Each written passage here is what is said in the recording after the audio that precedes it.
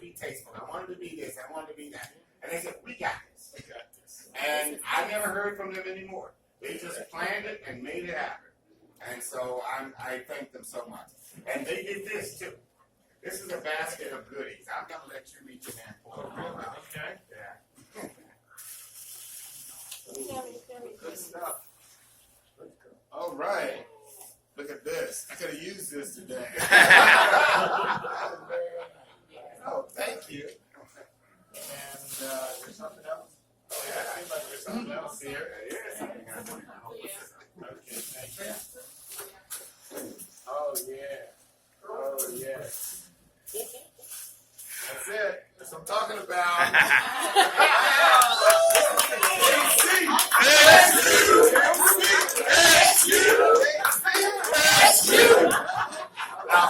Clarence, there's more than one. Oh, there's more.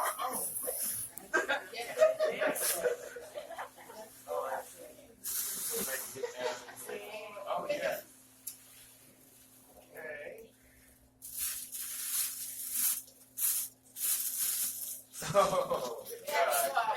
Oh, this is great. We're going to take it to Florida. What is it? Christmas ornament? Oh, Thank you. Golden Bull.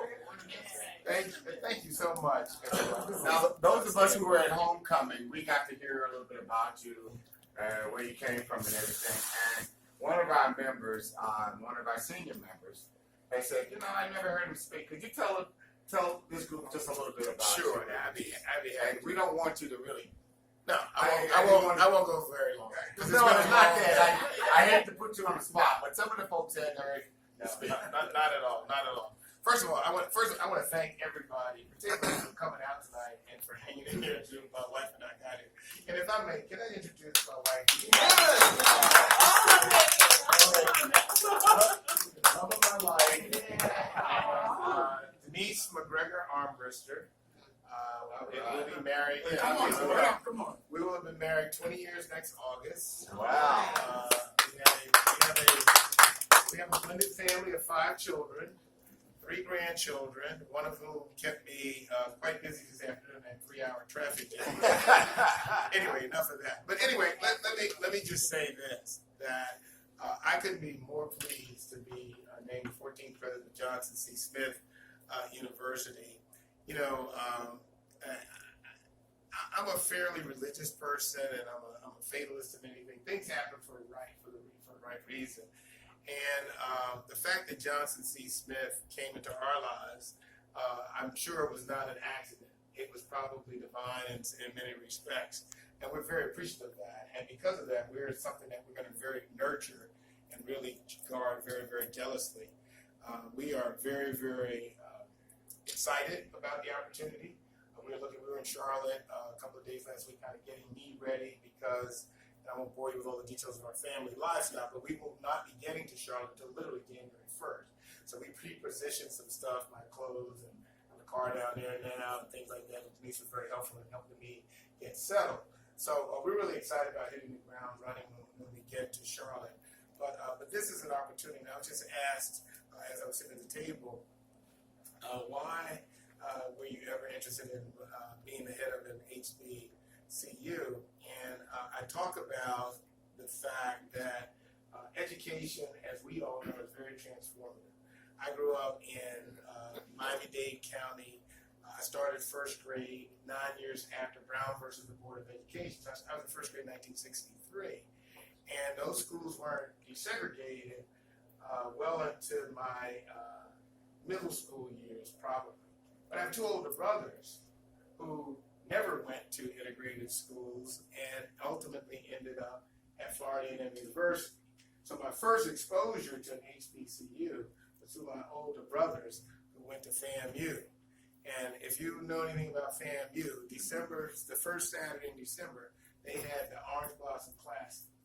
And they would come to Overtown and have the parade. You see the 100 marching through there, and I knew the rap a fight song before I knew anything else. So I had a very, very keen exposure to HBCUs, and I saw how they transformed my brothers' lives. Neither one of our parents went to college. They were very well educated people because of accidents and history. They were not given the opportunities we had. Our brothers had an opportunity to nurture at Florida A&M. They went on to be a career military officer, and they did very, very well. Both retired and living in Florida. So that was my first exposure to HBCUs. Another exposure was when, and I'll tell this very awesome, I will share it with you. When I was in college, I came to Philadelphia to go to the University of Pennsylvania. And I had a great time at the University of Pennsylvania. But many of you may not remember that in 1979, the University of Pennsylvania, the only Ivy League school to get to the Final Four.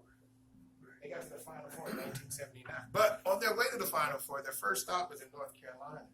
And they had their first round ranked games in Greensboro. So I came down, I'm a senior, and I'm just kind of hanging out.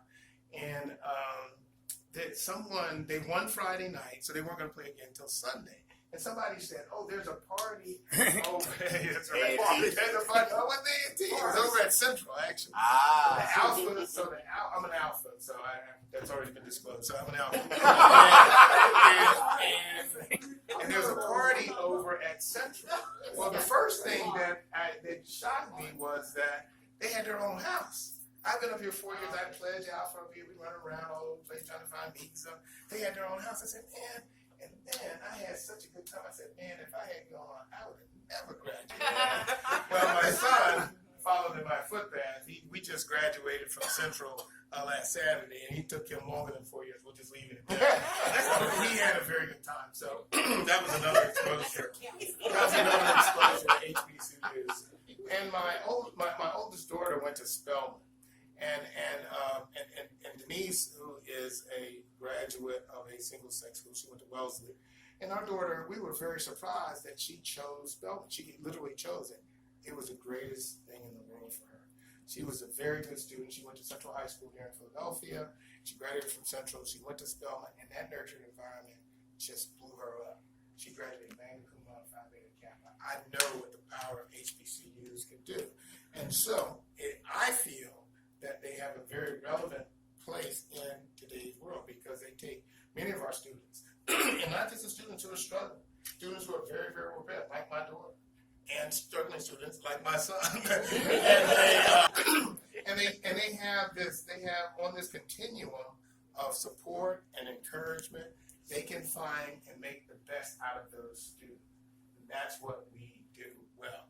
And Johnson C. Smith in particular has a point of access. And there's a story that I'm not going to share all with you now because it may be part of my address when I address the group on the 3rd when I give my address for the opening of the school. But I ran into a young man who said Johnson C. Smith changed his life. A young man that I work with. And I'm going to talk a little bit about that in my address.